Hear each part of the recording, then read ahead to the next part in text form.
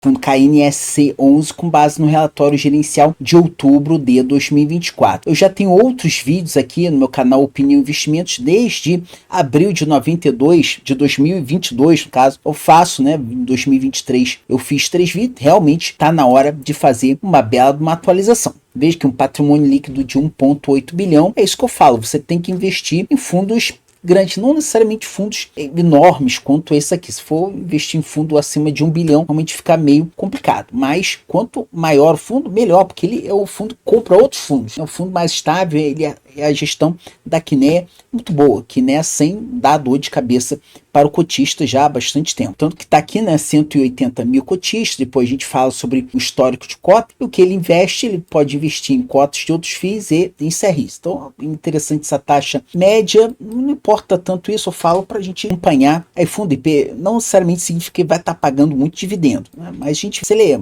high grade, se ele é middle risk, se ele é um alto risco, se é um médio risco, ou se é high grade, que seria uma melhor qualidade de crédito. IPCA mais 9,39, CDI mais 3,34, lembrando que aqui no caso, pela situação, digamos assim, econômica do país, as duas pontas estão aumentando. Está aumentando tanto o Selic quanto está aumentando o IPCA também. Então o KNC ele ganha nas duas. Lembrando, claro, que esse vídeo não representa uma recomendação nem de compra nem de venda do ativo citado. Se não é inscrito, como eu estou sempre postando 4, a maior parte das semanas 4 vídeos longos, e vídeo curto aqui a 2 dias, pelo menos 2 por dia. Então tá aqui o resumão da alocação atual. O patrimônio ele tem 10,6 em instrumentos de caixa, Tesouro Selic, por exemplo, LCI uma besteirinha, 10,6%, e CRI 86,6%. O que interessa é que na parte do IPCA é 51,5% do patrimônio e CDI 35%. Então tem uma boa porcentagem, está bem dividido aqui, então ele se beneficia bastante das duas pontas aí. Desde o início do fundo, outubro de 2020, então está bastante tranquilo aí. Tem um bom histórico para a gente analisar do fundo. Então no caso aqui,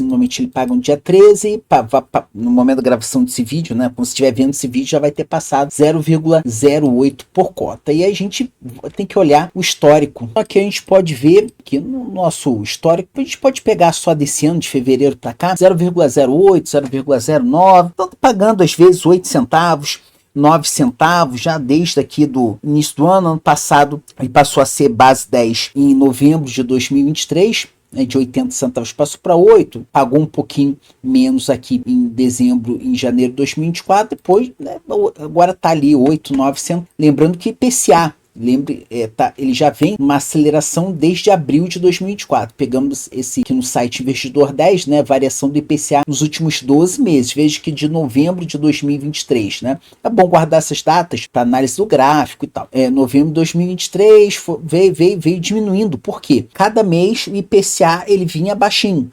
Então, quando você vai somando o total, isso na verdade, foi diminuindo, digamos assim, alguns meses aqui teve deflação, inclusive, mas depois de abril de 2024, a coisa veio mais acima das expectativas, né? Então, o cenário econômico aí brasileiro degringolando, né? Indo para o saco. Então, questão fiscal também, né? Só aumento de imposto, tal, não tem corte de gasto, nada, foi aumentando. E vê que aqui, considerando já outubro de 2024, 4,76 já está, né, maior do que estava em novembro o total, né? Em novembro de 2023. Então, convém acelerando aqui e a tendência é que acelere mais ainda essa inflação. No caso, para quem tem fundo de papel, a inflação é sempre ruim, mas para quem investe em fundo de papel acaba sendo tranquilo, que aí vai, com o tempo, vai recebendo um pouco mais. Eu reitero que inflação alta não é bom para a economia no geral. Ele é um fundo de papel, então acabaram de fazer a quinta emissão de cotas, fizeram diversas compras. Por exemplo, um devedor aqui, sendo distribuição extrema, Business Park, um CDI mais 2,10. Aqui tem operação baseada no parque logístico denominado Extrema Business Park, detido por um fundo de investimento imobiliário, e por aí vai. Tem aqui as garantias, não tem como, esse aqui eu já achei ótimo, né, porque você tem ali o tijolo, você tem o galpão ali, não é mero papel, não é um contrato de locação, mas aqui, por exemplo, esse aqui tem um CDI, né, CDI mais 4,75, já um pouco mais, porque é um pouco mais arriscado, que é uma operação baseada no financiamento de obra e de projetos de incorporadora de primeira linha já presente na carteira fundo. Aqui ele não fala muita coisa, mas peraí, que obra, que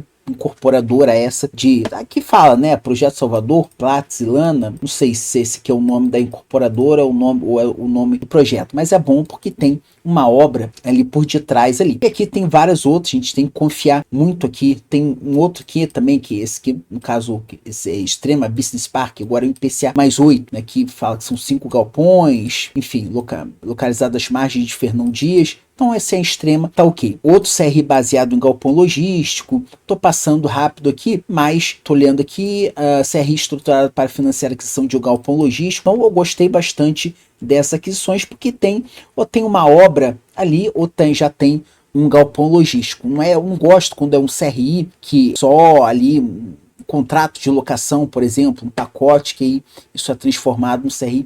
Desse ponto eu não gosto muito não. Então, como eu já falei, em Selic ele tem instrumento de caixa, é Selic 10,6, CDI, IPCA. Eu já falei, é que alocações por setor, ele tem muito residencial, escritórios, isso aqui não tem grandes problemas. E colocando resultado de CRI, né, DRE deles, né, as informações contábeis, olhando de novembro de 2023 agora a outubro de 2024, não vi nada que a distribuição por cota continua, o resultado líquido tá ok. É uma parte muito interessante que essa reserva não distribuída, que ainda tem aqui 0,04 por cota, isso aqui é bastante interessante. O resultado gerado no mês foi um pouquinho abaixo, né, 0,01, mas distribuiu 0,08 para manter a linearidade, digamos assim. Mas é sempre bom ressaltar, né, ensinar aqui, a gente deve focar na questão para melhor orientação dos investidores, informando que os CRIs atrelados à inflação presentes na carteira refletem aproximadamente as variações do indexador IPCA referentes aos 2 meses anteriores à apuração do resultado. Quer dizer, os resultados apurados ao longo do mês de outubro a serem distribuídos aos investidores no mês de novembro, ou seja, distribuíram em novembro, né? Quando você estiver vendo esse vídeo, já foi distribuído. Então 0,08, isso reflete aproximadamente a variação do IPCA referente aos meses de setembro e agosto, ou seja, 0,44 em agosto, teve uma deflação em agosto. Então veja que somando o que estava lá em outubro, quer dizer, vejam, o que for apurado no mês de novembro a ser distribuído em dezembro vai ser o quê? Vai ser o equivalente aos meses de outubro, né, de outubro e setembro. Então vai pegar setembro, 0,44, mais aquilo que foi em outubro, que salvo engano foi 0,56. Ou seja, esse resultado gerado vai ser ali no mínimo 0,08 ou 0,09 para distribuir, voltar a distribuir aqui o nosso tão querido 0,09.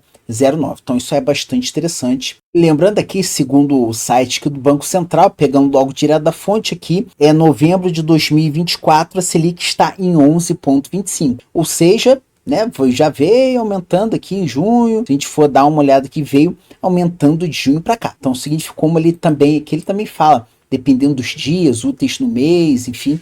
Então, e ele fala que pode, ao final do ciclo de alta, né, deve chegar em 12,50. A princípio, né, porque pode ser que fica 13, 13,5, pode ser também, pode ser. Não tem como, se a inflação aumentar muito, a Selic vai ter que aumentar também. Então aqui ele tem o fundo, ele é muito, mas muito bem diversificado mesmo. Ele tem, concluindo, usando aqui também os títulos públicos federais, aqui que é o instrumento de caixa dele, ele tem 85 posições, né? Ele tem aqui 81 CRIs e tem mais 2 FIIs aqui, que eu não sei para que serve, né? Só para dizer que tem, mas ele tem 81 CRIs, isso aqui é bastante legal isso aí, né? Bastante diversificação, e não tem nada acima de 4% da carteira.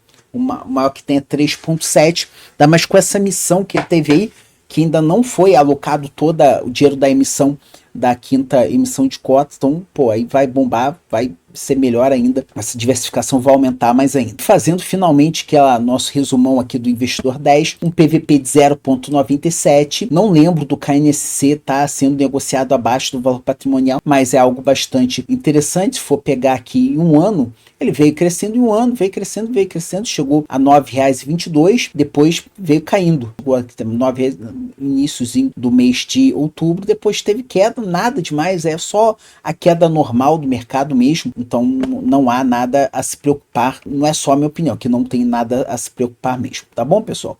Então você já está vendo aqui na tela final os últimos 2 vídeos que eu fiz do KNSC11 para a gente acompanhar a evolução do fundo, beleza? Um abraço, até a próxima.